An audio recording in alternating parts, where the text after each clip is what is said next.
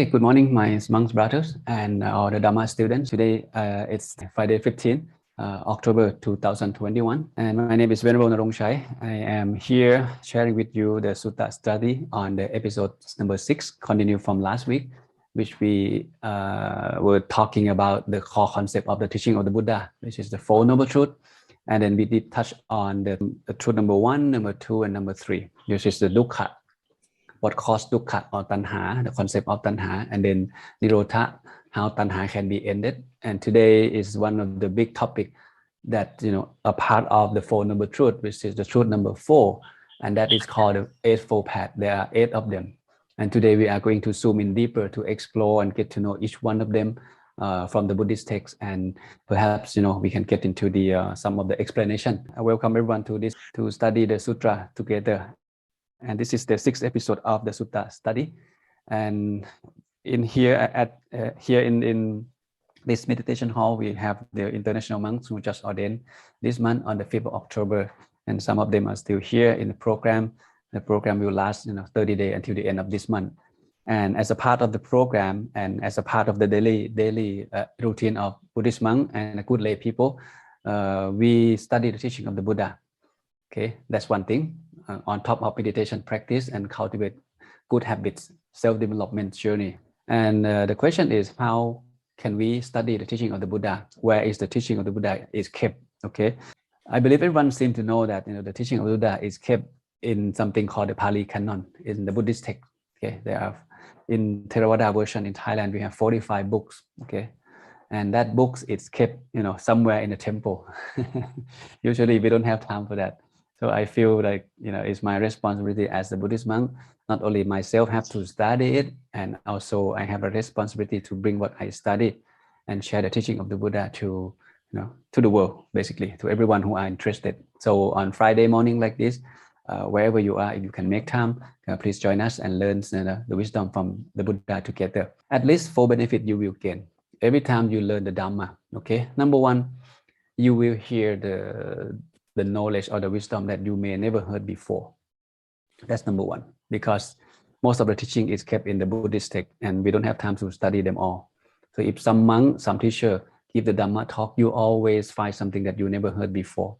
Secondly, even though the topic that you may heard before, for example, the Four Noble Truths, everyone talking about the Four Noble Truths, everyone talking about the Eightfold Path, we seem to know that, but you can always understand that topic in different dimension, even though it's the same topic. And the third one, every time you listen to the Dhamma talk from anyone, okay, your mind is calm, relaxed, peaceful, because everything that you hear, everything that you study, it helps you to be a better person. It helps you to have the right understanding. And most importantly, the last one, it helps us to adjust our view toward the nature of life. So everything that come from the Buddha, from the Buddhist text, it all helps us to live good life. And that is why I feel like, monk, we have to study at the same time. We learn and we share. This is how we live together. All right, so today the topic is quite big. We are going to talk in detail about the Eightfold Path. This is the reference. If you are interested to study by yourself about where exactly that the Buddha explained in detail about the Four Noble Truths and the Eightfold Path. So I recommend these 3 particular sutra. The Ariyapariyesana Sutta is the sutra number 1 that the Buddha explained his own story to the monk about his life in palace, what got him interested in becoming a monk or ascetic, and then what did he discover, and then go all the way to the first teaching in the Saccavibhaṅga Sutta. This is the first one, but there is not many detailed explanation about each Four Noble Truths and each item of the Eightfold Path in the first sutra, in Majjhima Nikaya or the middle length discourse of the Buddha.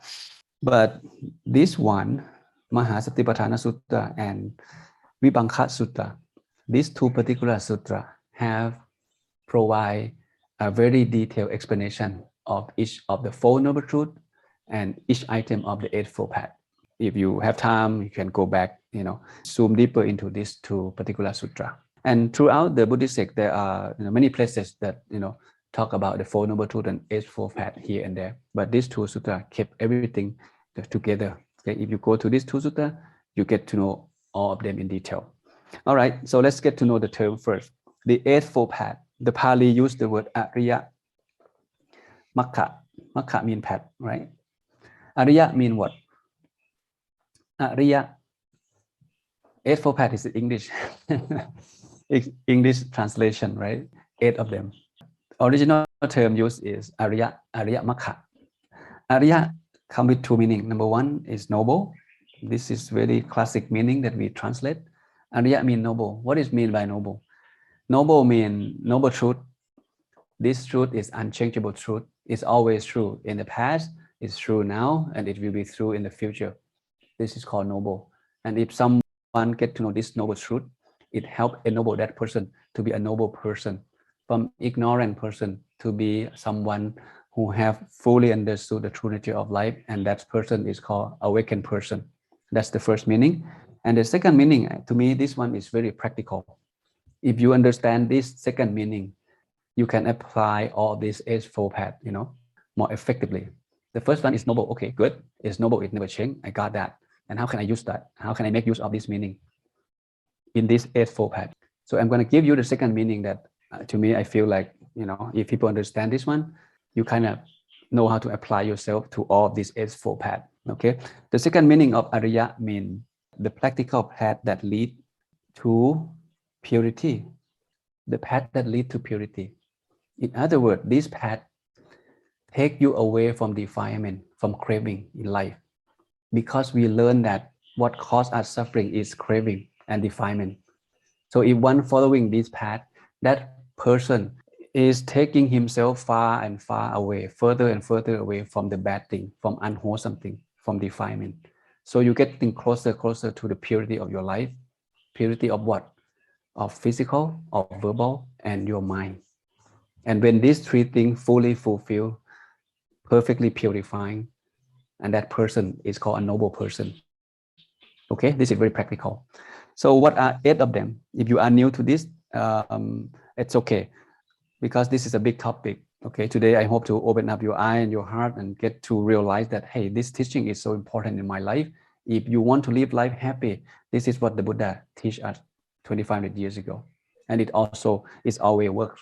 It worked for people back then. Many people have achieved enlightenment or live good life because they're following the Eightfold Path. And if we apply this teaching properly in our daily life, we can also be able to live life happy as well. Eightfold Path is not just something, you memorize that there are 8 of them and then expect to be happy. No, this is a way of life. And this is what I found a lot of people have misunderstanding about applying Four Noble Truth and Eightfold Path. It's a grateful, it's beautiful concept. We just hang it in the wall.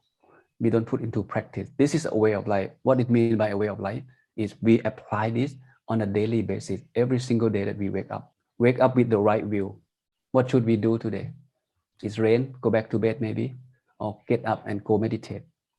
We start from right view. Every moment that you wake up, what is your right view of seeing the world today?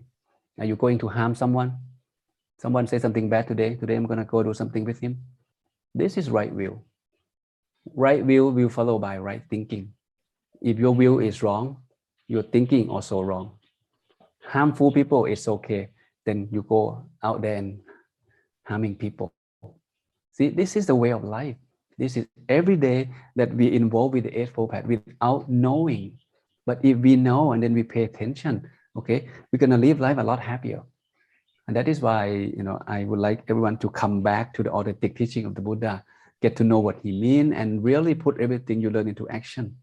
Not just a beautiful fantasy concept that I got it, but your life still suffering. The first one is called right understanding. Right understand. We will come back to this from time to time during this session. Okay, here Luang Pi want to open up the scene, have you see everything, what are 8 of them. Okay, so right understanding, the Pali called Samma ditthi. You hear the word Samma all the time. Samma ditthi, Samma sankappa, Samma vaca, Samma kammanta, Samma ajiva, Samma vayama, Samma sati, and Samma samadhi. It starts with the word Samma. Okay, I will give you a meaning in a moment. So right understanding is Samma ditthi. Sometimes they use the word right view. Right intention or right thought is Samma sankappa. That's the second.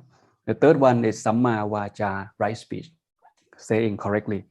Right action, Samma kammanta, action, okay, behavior. Right livelihood, living life in the correct way, Samma ajiva. Right effort, okay, make effort in the correct way or in the right way. And right mindfulness, correct mindfulness, Samma sati. And right concentration is the correct way to practice concentration, is Samma samadhi. The word right, okay, or Samma translate to right, okay. But another word is a correct. Right view is correct view. Wrong view, right, is opposite, is incorrect view. Like harming people is wrong or right, is wrong view, right? Somehow some people still have that wrong view and, you know, going out there and harming people. Okay, so it's something correct, something good, something right. Either one that makes sense to you, okay, it's point to the same thing, which is something wholesome, indicating the sense of wholesomeness, something wise, something skillful, okay, something goodness. This is called Samma in Pali. And if we group them together, it's coming down to three headings: right view or right understanding, and right intention or right thought fall into the group of wisdom. Because this is about thinking, about understanding, not doing anything, just thinking correctly, just thinking right. And the second group have three components, which is right speech, right action, and right livelihood. Right speech, okay, we speak correctly. Right action, we do things correctly. Right livelihood, we make a living correctly. Okay, we'll get to that in detail in a moment. So these three things fall into the heading of sila, or morality, or good conduct. And the third headings, okay, composed with three elements. The first one is right effort, make effort correctly. Effort to go meditate, right? And right mindfulness, okay, with correct mindfulness. And right concentration with correct concentration practice. And these three things, okay, fall into the heading of samadhi. And we learned samadhi last night. Samadhi is concentration. There is right concentration and wrong concentration. Okay, we need to be able to differentiate both.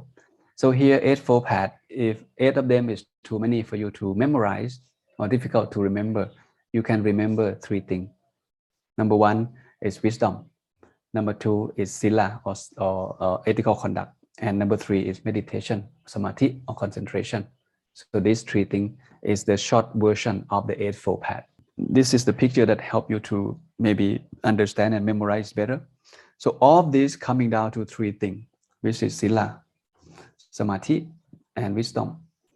We master 3 of these perfectly, our life will be happy. The happiest experience that a man can attain is called nibbana. But along the way, we can be happy on a daily basis if we practice 3 of these properly. If we speak correctly, if we have correct view, if we do correct livelihood, we can be happy on a daily basis. Okay, and this is like a very big picture. It's a way of life. For us to understand, to fully understand the Eightfold Path, we must fully understand the Four Noble Truths. This is the Dukkha. What are the Four Noble Truths again? Number 1 is Dukkha, right? Number 2 is Samudaya.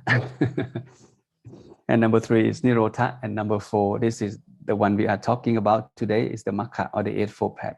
But before we can fully understand the Eightfold Path, we must understand all of these 1, 2, 3, because Eightfold Path will help us to lessen our Dukkha in life. It's the last element of the Four Noble Truths. When we talk about Dukkha, I will talk about the right view and right intention together.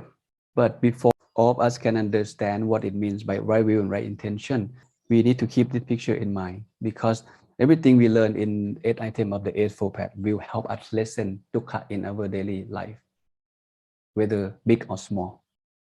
Okay, and that is why Dukkha have to be understood, has to be fully understood. This is number 1 responsibility that all of us have with the First Noble Truth, to be fully understood.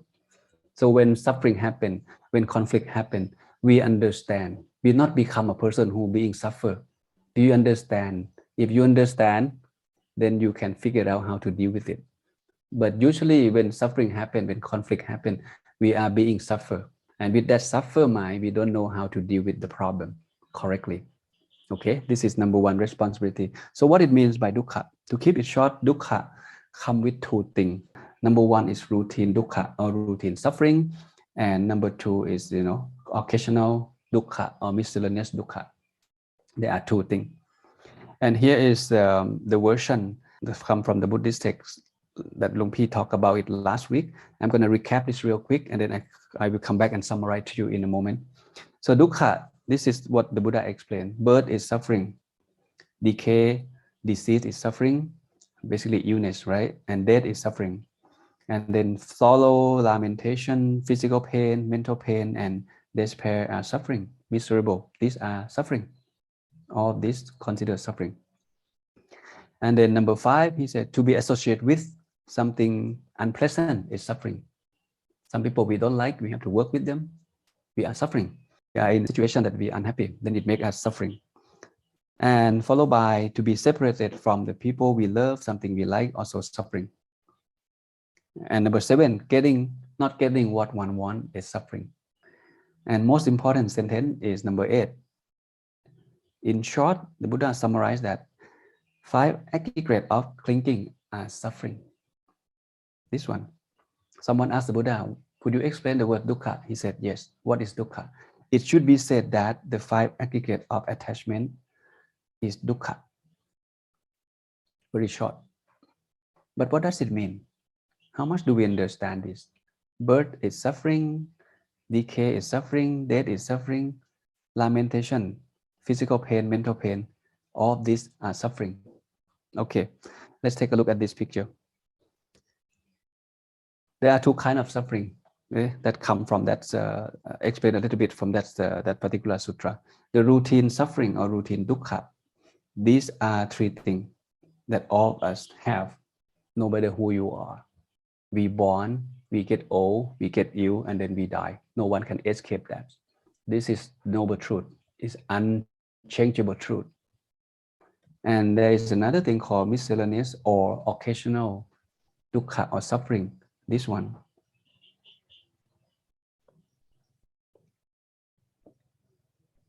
The man born, the man getting old, eventually this man died, just like all of us. And during this journey of being born, being old, and being dead one day, we don't have the same occasional suffering. How many balloons that you have? Balloon of suffering. The happiness part, it's okay, no problem. Successful, getting married, expand business, have more money, more fame, no problem. That part, be happy. So we don't want to talk about it. On the other side of life, we have issue, we have conflict, we have problem. The man lost his job, his wife asked for divorce. He went to see the doctor diagnosed that he got cancer, the last stage of cancer. And when he come home, his dog also died. This is his miscellaneous suffering. His suffering is not same as your suffering. If you don't have dog, you have no suffering with dog. If you don't have wife, you have no suffering with wife, with relationship. We are different. We are monk. We don't work. We don't pay the bill. Someone take care of us. Our suffering is not the same as the lay people, right? We fight with our own laziness, our own procrastination, and that's something we're working on. That we don't have this kind of suffering just like the lay people. Getting up early, go work, make money, come back, pay the bill. That's not our lifestyle. But we also have different kind of suffering, different kind of dukkha. Dukkha come with the sense of concern, worry, insecure, this kind of feeling. Oppression is a good word. We feel oppressed. When birth happens, we are oppressed to get old, to get ill, and to die. The routine dukkha everyone have. The miscellaneous dukkha, we don't have the same amount of this kind of dukkha or suffering. In the eyes of the Buddha and in the eyes of Arahant, the wise men in the past, they see the danger of being born. Because of birth, aging and death happen. Sorrow, lamentation, grief, miscellaneous happen because of birth. We cannot stop the process of getting old and dying. There's no way. Once we born, this thing happen automatically, every breath we take. So wise men in the past, they got scared of birth. They don't scare of death.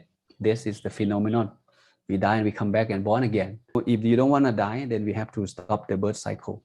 So people try to figure out the way to stop this cycle of suffering, which is birth. And this is very important. And why we have this kind of suffering? What causes us dukkha? The Buddha point to something called tanha or craving. This one, the samudaya, which is the cause of craving, or the word tanha. Kama tanha, bhava tanha, vibhava tanha. Because we have something we love and we have something we don't love. We like and we dislike something. Here is routine suffering, birth, aging, and death. And miscellaneous suffering come into three categories. To associate with something you don't like, something you don't love, that's suffering. To be separate from something you like, that is suffering. Don't get what you want, and that is suffering. That is why you cry if the woman don't love you. That is why you win to your mom if your mom don't buy you a new phone. Because you have something you like and something you don't like. You have something you love and something you don't love. And what caused us to have that kind of feeling toward the object that we see, what we hear, what we taste, what we touch.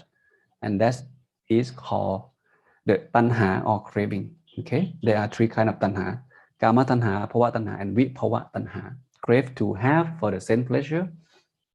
Crave to be here. I don't want to die. I want to exist. I want to continue existence. This is a very deep of craving. The deepest craving in human mind is bhava tanha, crave for existence. There is no love surpasses the love of oneself. Everything you do for your own self. You may say, no, Long Pi, I don't think so. I do for my kid. Think again. Your kid, why don't you do the same, share the same love with someone else's kid? Because it's not your kid. This is me, my kid. And because of me, it comes with my item, my people, my stuff, my business, my wife, my kids. And because of this, it keeps us trapped in the realm of existence, in the realm of suffering, in the eyes of the Buddha and the wise men in the past. This is very deep. And then vibhava tanha is crave not to have. Usually like this, you see something new on the television. Oh, maybe let's say, the phone, you like it. You already have the phone, and tanha telling you that, why don't you get the new one? That one is better. You don't need it, but there is some inner voice telling you that, go get it, you deserve it. You borrow someone money, you go buy it, and now you have it. You like it, you enjoyed it. Once you have a hard time to borrow someone money to buy the new phone, then you buy it, you have it, you feel good. That good feeling, we want to sustain it as long as we want. We like it, enjoyed it, play with it, happy, okay, proud of it. And nature of human being, eventually we get bored. Doesn't matter how much that is cost. Car, phone, clothes, eventually we get bored, and then it's coming down to vibhava tanha. You know what? I don't want it no more. I want a new version of this phone, something better than this. Same thing with relationship. We get bored. When we get bored, we want a new one, new relationship. And we come back to the realm of suffering again. Go find it, protect it, get rid of it. Go find another one, enjoy it, protect it, get rid of it. This is the realm of suffering. And that's coming down to the idea of right view and right intention. Right view and right intention, the text said, right view points specifically to the knowledge of dukkha, the origin of dukkha, the cessation of dukkha, and the way that leads to the cessation of dukkha. Dukkha, dukkha, dukkha. Basically, this is the Four Noble Truths, right? So, right view, the text mentions specifically to fully understand the Four Noble Truths. You have to be fully understand the Four Noble Truths, and that's called right understanding. Understanding or view, Samma ditthi. Understanding what? Understanding the danger of dukkha. The danger of dukkha. Dukkha is dangerous. That's why it kept us born and reborn and suffering and cry and gone through a lot of hardship in life because of birth. Birth is dukkha. If one don't see the danger of life, if one don't see the danger of dukkha, one will not find a way to get out of this cycle of samsara, cycle of existence. This is number one. So when you think about right view, automatically you think of right thinking. It's come together. Because of we have this view, then we have this kind of thinking. Human being, we can only think up to the level of our understanding. We cannot think beyond that. Here the text talks about right thinking. Right thinking or right thought is the thinking of renunciation, thinking of non-ill will, okay, thinking of non-harmful. That's it. There's no explanation much. If in the text, Samma sankappa is right thinking or correct thinking. So we come back to this in a moment. Let me share you a little bit information. Here in one sutra, the Buddha said, there is no single factor so responsible for suffering of living being, of us human being, as a wrong view. Oppositely, there is no factor, okay, so potent in promoting the good of living being as a right view. See, right view and wrong view is the starting point of having successful in life. Just like you standing here and you see the whole picture of how to get there in your life journey on top of the mountain. If your view is clear, your understanding is clear, and then your right thinking will follow. Okay, if you set goal to get rich, okay, you know what? I'm gonna be a millionaire one day. Is it right view or wrong view? Don't know, not yet, right? If the guy set goal to be successful, to be a rich man, to be financially freedom, this is a good thinking, nothing wrong with that. But is his understanding telling him that, you know what, I'm gonna rob the bank, get rich fast, I'm gonna go gambling, perhaps I can get rich next day, tomorrow, overnight millionaire. Is it wrong view or right view? Wrong. This is wrong, right? There are many ways to get rich and be successful financially. People have the wrong view, we go after money in the wrong way. His thinking may be thinking, you know, I don't care whatever it takes, I just want to be rich. Okay, corruption, make profit in the wrong way. You don't care about ethical issue, you just care about more and more money. So with that view, it comes with that thinking. And with that thinking, action follow. Wrong understanding, wrong thinking, and then wrong action. It's coming down to the wrong livelihood. Doesn't matter, I don't care, I just want to be rich. So right view is very critical. That is why the Buddha said, you know what, there is no single thing that's responsible for happiness of human being as a wrong view and right view. If you have right view, happiness follow. If you have wrong view, the rest of your journey will go down there, miserable. Okay, right view is important.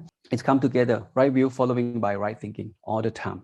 If people think of making quick money, going gambling or drinking alcohol, it's good. Okay, nothing wrong with that.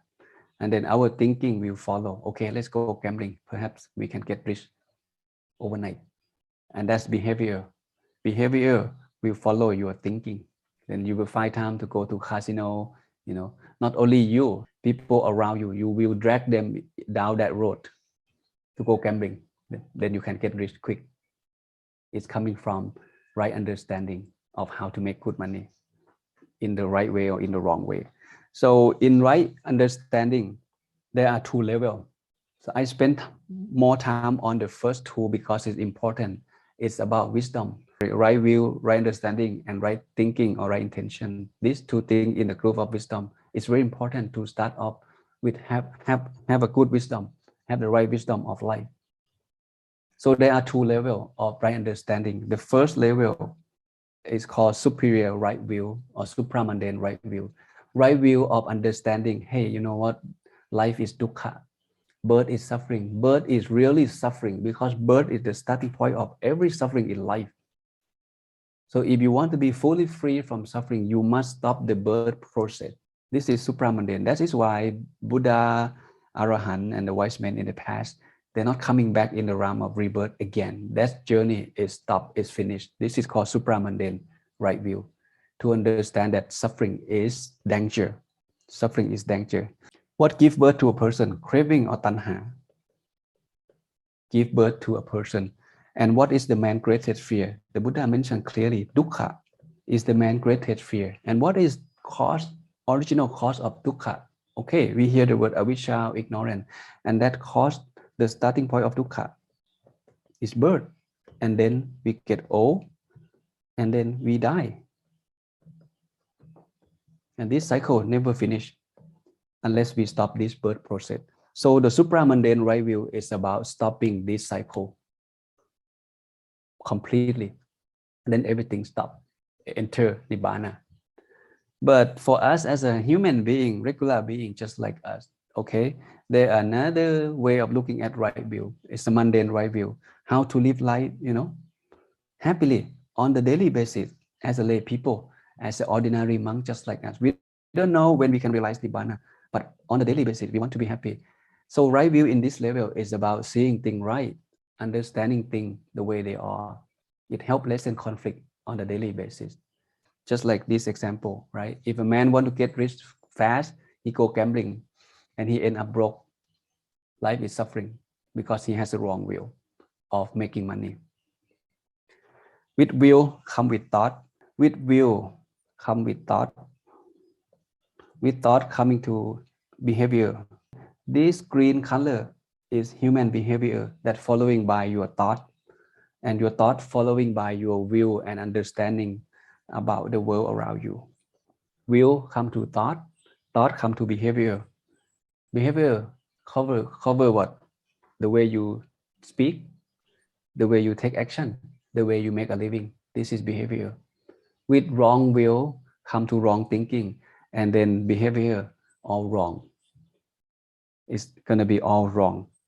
So let's move on to the third of the Eightfold Path. Okay, so right view, okay, seeing things the way they are, seeing the danger of life, seeing the danger of the samsara, seeing the danger of dukkha, of being born and reborn again endlessly. This is something we have to fix that in this cycle of existence.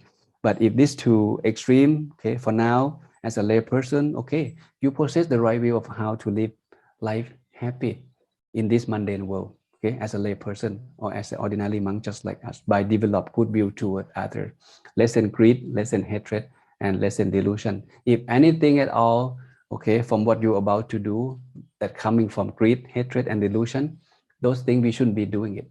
If it's opposite side, okay, come from right understanding, come from wisdom, come from wholesome thinking, then perhaps that's a good thing to do.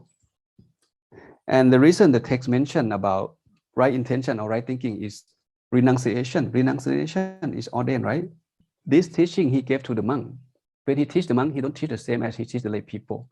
When he teach the monk is a people who see the danger in samsara. So he point the monk directly to, you know what, you get on the highway and you go directly to Nibbana. Do whatever it takes to attain Nibbana as soon as possible. Then your birth cycle will be ended. And how can we right away, you know, go through self-development journey and attain Nibbana fast? That is why the right thought point to renunciation. If you live life as a lay person, it's gonna be very hard to practice religious life as a lay person. That's why the Buddha said, you know what, guy, now you understand dukkha, you understand the first noble truth, and you understand what caused that dukkha, which is craving. And this craving resides in your mind. And your job, if you want to be free from these three things and you want to be fully happy, you need to find a way to remove this craving in your mind by following the Eightfold Path. And the starting point of doing this faster is to get yourself ordained. So renunciation, we leave things behind, we don't have a lot of possession. So this tackle greed and desire. We lessen greed and desire in the life of renunciant or in the life of the monk. We only have 8 items, but at home, we have a lot of items, right? And then intention, right? Non-ill will, share loving kindness, and non-harmful, have compassion to others. This teaching also come together as a package. This is how he teach the monk. But as a lay people, you think the Buddha wants everyone to ordain and become a monk, leave everything behind and get themselves ordained? Probably not. No. That's why there are 2 levels. It depends on how much you understand and how do you want to do with your life in this present lifetime. You don't have to be in a rush to realize Nibbana. Enjoy having family, traveling, have kids, grow business, no problem. No problem. If you do it ethically and legally, then you can live life happy, no problem. But as a monk, we see the world differently. We see the danger of samsara. We see the danger of dukkha, see the danger of defilement. That is why monks in the past, they ordain because they want to, you know, get rid of those defilement in a fast way. That's why they got themselves ordained. They don't want to waste time staying down here. But 2 of this lifestyle, perfectly okay. Okay, you don't have to become a monk to be happy. You don't have to become a monk to fully free yourself from suffering. You can do that as a layperson as well, if you practice the Dhamma correctly. Okay, so here is the second group, the green one. After we have right understanding, then we have right thinking about nature of life, about wholesome, unwholesome, and thinking follow. Thinking will drive our behavior of the way we say, the way we take action, and the way we make a living. So number 3, talking about right speech. Right speech or Samma vaca. You think of the 5 precepts, the precept number 4, right? Abstain from false speech, don't telling a lie, okay? Divisive speech, don't break people into 2 groups. Don't speak harsh speech, speak something good, not something bad. Don't speak bad word. And the last one, the idle speech, something not useful, like village talk. There are 4 things called right speech, or speak correctly. Okay, you can relate it to the 5 precepts, the precept number 4. The Buddha suggests that, these are the 3 factors that you should keep in mind when you say something. Not only is the truth, but it's also 1, 2, 3. Not only the thing that you're about to say is the truth, but it's also beneficial. Plus, you speak at the right timing. On the daily basis, we run into a lot of conflict because of we're not mindfully in speaking. We don't speak correctly. You may be speak correctly. You may be speaking the truth, but you speak at the wrong timing. If you want to correct someone, you see like your monk's brother do something wrong, and he was not in a good mood, and you go there and telling him that, you know what, you should clean your plate and you should, empty your trash bin or things like that. You should dress up better than this. Yeah, it's the truth. He doesn't dress nice, but the timing that you're telling him to correct the way he dressed, maybe not good timing. Maybe you can talk to him not in front of people, maybe in private, maybe at the time that he feel a little bit relaxed. So I am giving the Dhamma talk. It's the truth. It benefits everyone. But if I wake you up at 3 o'clock in the morning and I want to teach the Dhamma, would anybody come? It's the truth. It's so beneficial, but it's the wrong timing. Okay, so these 3 factors keep in mind about correct speech or right speech. And right speech come with the that's the behavior, right? It's Samma vaca. Okay, we speak correctly, and then speak with kind heart as well. Okay, when you want to correct someone, it has to come from your genuine loving kindness toward that person, not want to make that person look bad in front of others. That is the right speech. And number 4 is right action. Right action, Samma kammanta. Kammanta means action, right? The text talk about 3 things. This is considered something we should avoid. Okay, killing, of course. Okay, destruction of life, taking what is not given, or stealing. This is not good. Okay, and sexual misconduct also is considered a bad action, bad conduct. And if you remember the 5 precepts, killing is number 1, right? On the first of the 5 precepts, and stealing is number 2. Sexual misconduct is number 3. False speech is number 4. So right action is about keeping your precept clean. Don't harm yourself and don't harm others. And number 3, behavior, that following with your understanding, your thinking. And number 3 is right livelihood, making a living in the right way. If you're making a living in the wrong way, it brings dukkha, it brings more suffering into your life. But if you make a living in the right way or correct way, you can live life happy and happier. And not much explanation. That's all what it said. A noble disciple, having abandoned wrong mode of livelihood, earn his living by right livelihood. That's it. So you have to think of 2 things. Whether the career that you do is legal and ethical. With these 2 elements, keep in mind, a lot of career is legal, but it's unethical. These are the 5 careers that the Buddha suggests lay people to avoid doing it. Number 1, selling weapon. Number 2, human trafficking, selling human. Number 3, slaughtering, killing animal. Number 4, intoxicant and drug. And number 5, poison. These are 5 things that a man should be avoid doing it because it's unethical. If you work on in this kind of career, you have a chance to cultivate more bad karma into your life and your family. Selling weapons, selling drugs, selling alcohol. Selling alcohol is legal. You can buy alcohol if you're 18, but it's unethical, because when people buy alcohol, they drink, they not only destroy their health, they may run into accident, they may run into fight. There's a lot of bad things happening after consuming alcohol. It's considered legal, but it's unethical. So if you make a living, okay, make sure you have these two elements, okay, in your mind. Is it ethical? Is it legal? Of course, okay, it has to be legal, right? But add on the ethical part as well. So in the long term, I think it's better. Is there anything that ethical but illegal? Super ethical, but is illegal? Anything you can think of? Let's say now we're in the time of COVID pandemic. You are the restaurant owner, you sell food. This is super ethical, right? You don't sell alcohol, you sell just regular food. People come and eat. The law said, you know what, you're not allowed to open the restaurant. You're not allowed to have more than 5 people come into your restaurant because of the COVID-19. And you ignore the law because you have to make a living. You sell, this is perfectly ethical. You don't sell alcohol, you don't sell drugs, you're just selling food to make a living. But during this time, the government just, don't allow you to open the restaurant, but you still somehow, open it because you have to survive. So this is an issue. It's ethical, but it's illegal. Somehow you're going to run into a problem. So the rule of thumb is make sure it's not only is legal, but it's ethical. Okay. To me, I suggest if you have to choose, you should ethical first. Ethical cannot go wrong. Legal can go wrong. But with two of this in mind, it helps you to have the right will, and you can live life less problem, less conflict.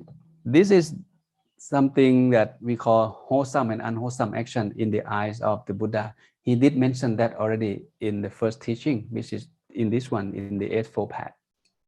And not many people pay attention to that. This is what considered the good and the bad in Buddhism. It's already mentioned here. Human being, we can commit karma in 3 ways: through body, through speech, and through thinking. 3 ways. Whether good or whether bad. Only 3 ways. What is bodily action considered unwholesome? Killing, stealing, sexual misconduct. This is unwholesome action through the body. What is wholesome? Opposite, right? Not killing, not stealing, no sexual misconduct. And here is fall into the group of right action. And then speech. This is another way that we can commit karma. False speech, slander speech, divisive speech. Okay, speaking with something nonsense. This is called unwholesome. Wholesome speech is opposite, and this is called right speech. What about mind? This is how we commit karma through the mind, through the thinking, whether good or bad karma. Covetousness, ill will, and wrong will. If we have this is called unwholesome. Okay, through the mind, through the way we think. Unwholesome thinking. What is wholesome thinking? Again, it's opposite, right? Non-covetousness, non-ill will, and have the right will. So all of these have been mentioned in the Eightfold Path about what is meant by good, what is meant by bad already. Now we move on to the last part of the Eightfold Path, which is in the heading of samadhi or concentration. The first one, this is understanding, right? The view that we have, okay, and it's coming down to your thinking, and now it's to your behavior. And the last one, this is getting into the process of removing the root cause of suffering, because most of the suffering comes from the mind, the crowded mind. And if someone practice meditation, this is how we can cleanse the mind. This is how we can help lessen the suffering, okay, that stem from our own mind. If a man don't practice meditation, don't make effort to practice the mental cultivation, and that person, okay, cannot have a happy life. Even though he may be rich, he may be successful, but the mind is still filled with all craving and defilement. The text said, right effort or Samma vayama. Okay, what is right effort? As you can see, there are many sentences. Bhikkhu generate enthusiasm, try, make an effort, exercise the mind and strive so that bad, unskillful quality don't arise. So the bad thing that you don't have, make sure it don't arrive. Okay, And then the bad thing that you already have, make sure you give it up. Okay, maybe you lazy person, maybe you procrastinate person, maybe you have an non-loving kindness, hatred mind. You have that quality. You do your best to give it up. And then there are something called skillful quality that you already have. Okay, if you don't have, you make sure you have it. You never make donation, you never meditate. Make sure you cultivate that habit to be happening. That's kind of skillful quality. And the skillful quality that you already have, make sure you sustain it or increase it.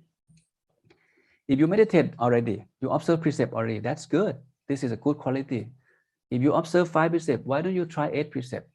This is called skillful quality that you already have, and make sure you develop it. Make sure you sustain it.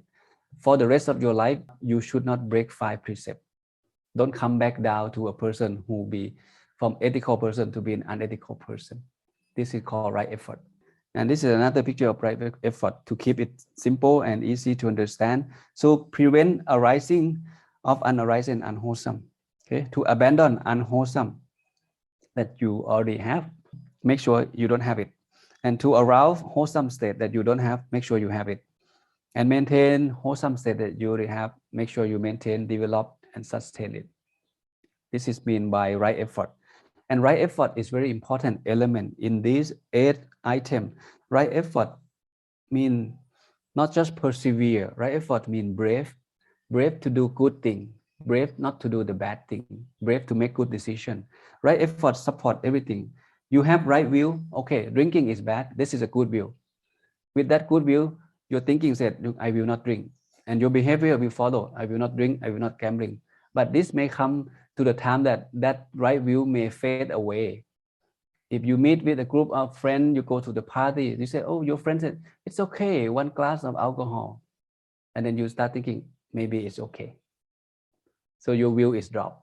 Your intention is dropped. Okay, maybe I take that. If you said, maybe I take that, your behavior said, you know what, let's drink it. So right effort will help you to reject that glass from your friends. Make an effort not to prevent an unwholesome quality to arise in your mind.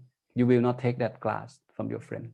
So right effort support everything, support right will, support right intention to make it continue having the same good will, continue having the same thinking, continue having the same behavior, good behavior. See? And also it support mindfulness. Right effort support right mindfulness. With right effort and right mindfulness, we can have arrived to the right concentration. It supports each other, these 3 elements. And what is right mindfulness? Right mindfulness or Samma sati. Here we come again, the word Samma sati. Samma sati is important, right? To live life at the present moment, to know your mind attention when it moves, is moved to the good, toward the good thing, or is moved toward the bad thing. With that sati, you can stop that. What comes to your sense door, what you see, what you hear, what you smell, what you taste, what you touch, whether it's good or bad, your sati will tell you. Okay, if you allow bad information to coming in and you entertain that thought, then defilement can take control of your mind. Okay, let's go buy that phone. Okay, let's go buy that clothes, even though you don't need it, because you're not mindful enough. You don't have mindfulness that strong. So right mindfulness, here is the summary. Right mindfulness points specifically to the 4 foundations of mindfulness or Satipatthana.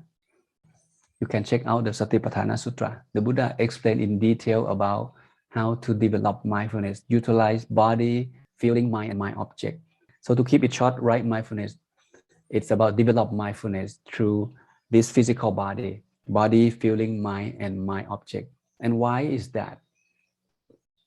Right effort, right mindfulness, and right concentration is the last group of the Eightfold Path, right? And this is help us to tackle the root cause of suffering through the mental purification. For us to have a mental purification, we must meditate. For us to have a good meditation, we must have a good mindfulness or sati.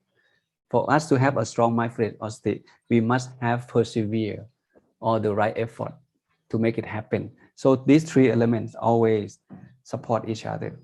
And this is the right mindfulness. Again, right mindfulness point to sati. Okay, develop sati through body, through feeling, through mind, to my object. There are 4 areas.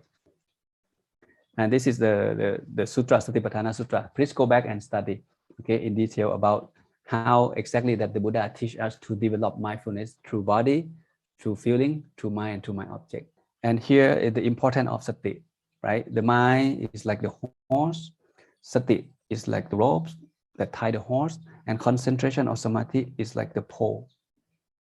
This is how they work together, okay? Because the mind always everywhere run after something it likes, something it don't like. With mindfulness, we tie the mind with the pole, with your meditation object, with your concentration object. Could be breathing, could be walking meditation, could be visualizing object. This is sati and samadhi. This is how it support each other. So right mindfulness, it helps us to lessen suffering in daily life, big time, a lot. It's reduce greed, reduce hatred, and reduce delusion in our mind. With all of this has been reduced, it helps reduce dukkha. It helps reduce dukkha. Because you have sati, you know you don't have enough money to buy the phone, and that's sati telling you to wait. We can buy it later. Now is the time of COVID. It's not good time to buy a new phone or new clothes. With that sati, it gives you wisdom, and wisdom telling you that, you know what, it's okay, I can wait. I don't have to buy that phone today or this month. And you lessen greed. When greed lessen, you don't have financial problem. You can save that money to buy food or buy something else more important than just the phone. Okay, this is one quick example. And the last one is right concentration. Okay, we're almost done. Right concentration or Samma samadhi. This is another big topic. Here the Buddha teach the monk about develop concentration. The word mentioned another keyword called the jhana. First jhana, second jhana, third jhana, and the fourth jhana. That's it. This is the explanation of what it means by right concentration. Right concentration, practice meditation, right, to cultivate the full foundation of mindfulness through your body first, your feeling, your mind, and your mind object. And when your sati is strong, then you can go deeper into your concentration. Your concentration will be strong and stronger as long as your sati is strong. Without sati, concentration cannot happen.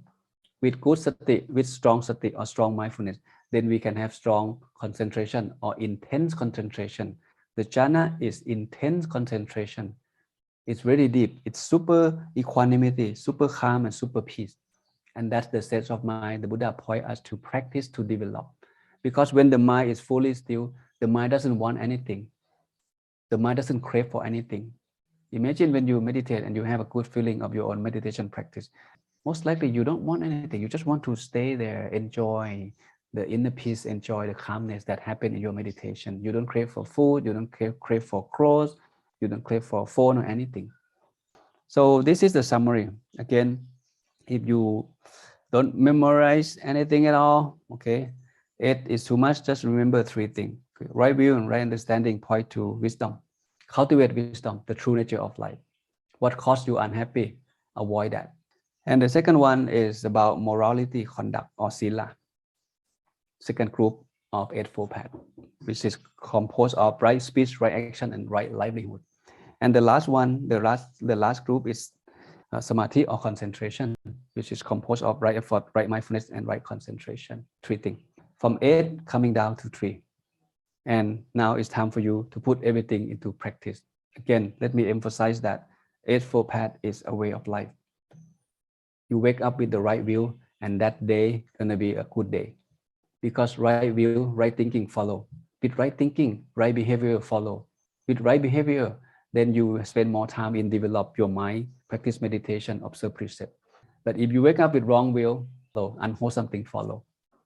So start your day with having right view, and then happiness will follow. Okay? And I will finish with this one. You yourself should make an effort.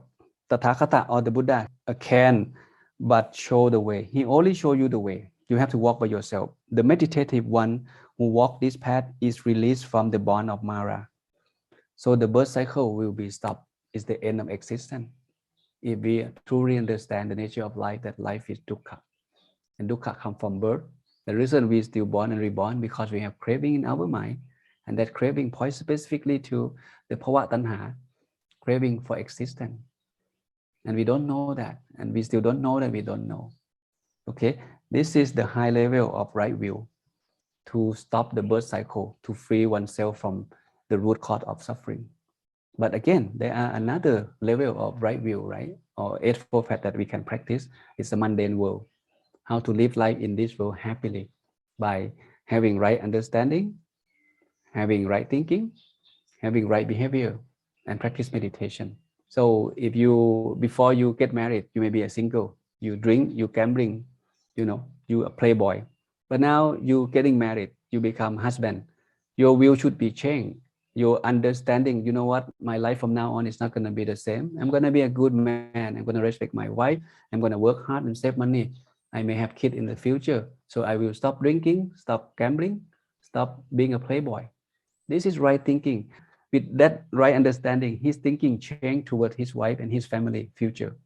And with that thinking, his behavior changed. He start working hard. He start save money. You see, it's about having right view. It's the starting point of having good and successful life.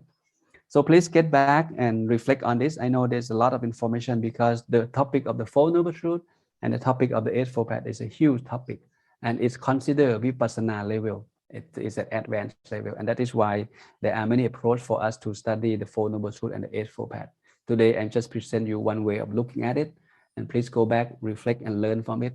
And hope you will find, your own way, okay, to put everything you learn into practice, and that will help you to live life happy. Okay, so with that, Long Pi done for today. Sorry that I went over time a little bit, but now we fully finished the section of Four Noble Truths and the Eightfold Path. So please have a wonderful day. Stay safe, stay healthy, and don't forget to practice meditation on your daily basis.